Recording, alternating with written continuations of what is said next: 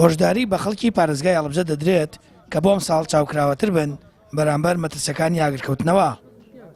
بەهارێکی پڕ لە باران دەشت و دەر و شاخ و دۆڵی پڕ لە گژوگیا کردووە و هەرکەوتنەوەیکی ئاگر کۆنتڕۆڵکردنی زۆر سەخت دەبێت. بەڕێوەبەری بەرگری شارستانی هەڵەبجە دەڵێت لیژنا پێگاتووە و بەشێکی زۆری شاخەکان ئاگر بەڕیان بۆ کراوە. لایەنە پەیوەندیدارەکان و جەنابی قایمقام لە هەوڵی ئەوە بین کە ئاگر بڕێکی باش بکرێت بۆ شاخەکان. خۆشبەختانە تقریبا نیوەی کراوە و ئومێدەکەین تا کۆتایی بڕۆین سەبارەت بە وشیاری بە هاوڵاتیدان. ئێمە کارمان ئەوەیە هەمیشە وشیاری بە هاوڵاتیانە دەین بۆ سەلامەتی ژیانی خۆیان سەر و ماڵی خۆیان و کاری بەرگری شارستانی ئەوەیە کەمکردنەوەی زیانە لەسەر و ماڵی هاوڵاتیان. قایمقامی هەڵەبجە دەڵێت پێویستە خەڵکی ناوچەکە بەرپرسیارانە مامەڵە بکەن و سروشت و ژینگە بپارێزن.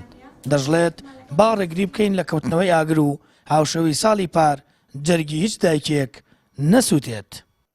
و ئینشاڵڵا پشتیوان بەخوای گەورە ئەوەی کە بە ئێمە کرێت وەک پێشوەختەیەک کە دوایی هاوڵاتیان یا ئەوانەی ڕێکخراوی ژینگەکان نەڵێن بۆچی ئاگر بڕتانە کرد. ئاگر بڕمان دەست پێ کردووە نسبەتێکی زۆر باش شوەتە پێشەوە و بەردەوامین.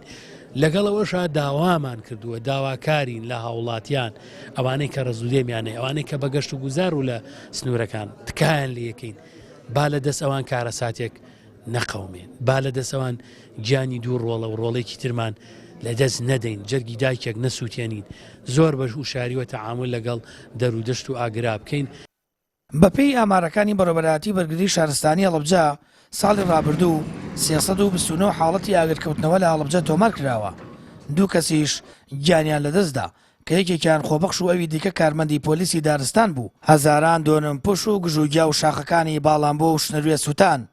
ئەم ساڵ تکا لە هاوڵاتیان و گەشتیاران دەکرێت بە وریایی وەبجوڵێنەوە تا ناوچەکە پارێزرێت لە کەوتنەوەی ئاگر.